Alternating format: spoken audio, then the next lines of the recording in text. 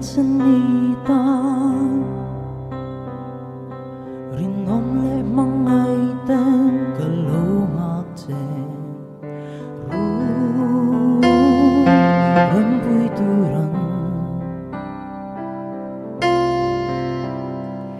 Maselim ka ang ral imangay na le duay sa nang ay reng-renga damsu kamang turhi lumrun mana ilung ril siya ilang damden kapon maitu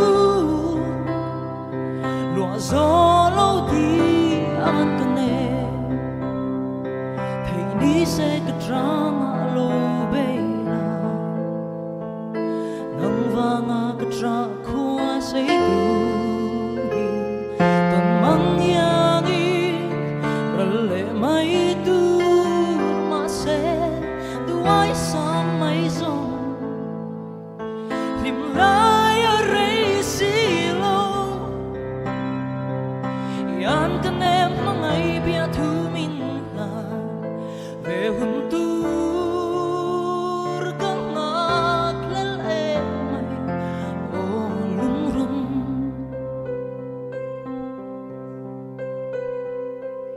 cây dung kang ngai ngam lu nang ngai ma te le khua har nge ngai min hela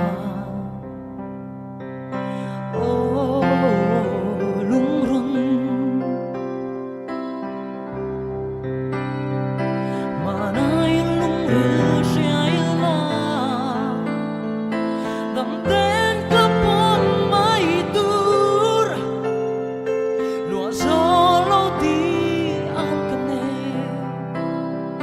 thầy ni sẽ cất trang alo bela nang vanga cất ra khoa say turi tan mang yangin rale mai tur ma se tu ai sam mai so lim lai a rei si lo yan kane mangai bia thu